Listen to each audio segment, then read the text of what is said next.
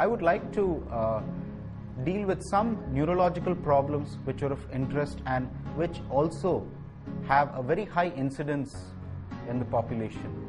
We'll start with stroke, which is the fourth most common cause of death worldwide. Now, what is stroke? Stroke was first described by Aristotle as, a bolt from the blue. A stroke is neurological dysfunction which occurs because of sudden blockage in the blood supply to the brain. Depending on which blood vessels are blocked, one sees the various manifestations of stroke. Now, what is important? All of us would have seen patients who develop paralysis. This is the most important and common consequence of stroke.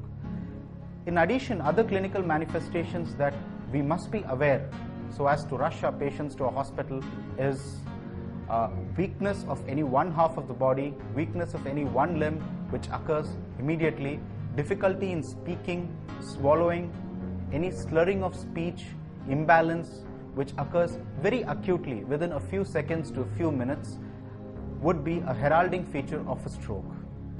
So one must be aware of this. Another important aspect of the clinical manifestations of stroke is a syndrome called transient ischemic attack. A transient ischemic attack is a reversible form of stroke which occurs due to a transient block in the blood supply.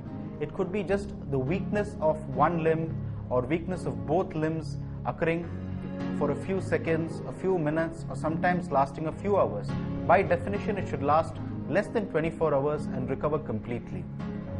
So nowadays, because the treatment of stroke has evolved to such an extent, we have the golden hour in treatment of stroke, and this is very important for us to realize, as a patient who develops any of the above symptoms that I have illustrated should be hurried to a hospital which has state-of-the-art imaging facilities and facilities for thrombolysis. We at Sagar Hospitals pride ourselves in having these facilities and providing this care for the last several years.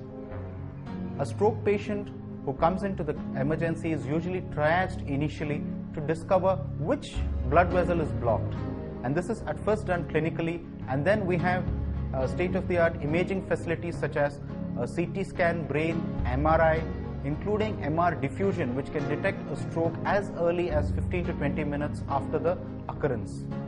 Also, we have in our hospital CT angiogram which can detect the actual blockage in the blood vessel, and which subsequently will be useful in targeted delivery of thrombolytic.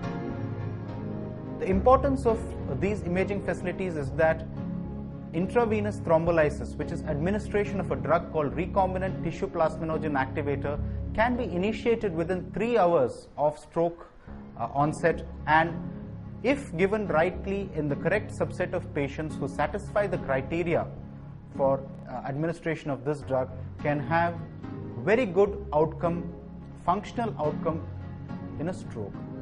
So what we do is, once the imaging is done and we have identified the patient is rushed to the neurology ICU where the thrombolytic is administered. We also have facilities in our hospital to extend the treatment of stroke with a thrombolytic by another further 3 hours. We have a cath lab, and we can give intra-arterial targeted administration of the thrombolytic directly to the artery under fluoroscopic guidance. So this and the rehabilitation program that we have for stroke completes the treatment of stroke in a very effective manner. So stroke, which is devastating, with our knowledge of stroke and a rapidity with which treatment is sought, will result in a good functional outcome. It is also equally important to prevent further strokes by doing a complete cardiac checkup, which involves an echocardiogram, a carotid vertebral Doppler which shows us the blockages in the neck vessels, and also treatment, secondary prevention, which is aimed at preventing further strokes in the form of aspirin, clopidogrel, drugs for reducing cholesterol such as atorvastatin and rosuvastatin, antihypertensives and antidiabetics. These would be equally important, in addition to neuroprotective agents which are to be given after stroke. So if treated properly with the modern armamentarium that we have at our disposal, stroke definitely can have a better functional outcome. Sagar Hospitals.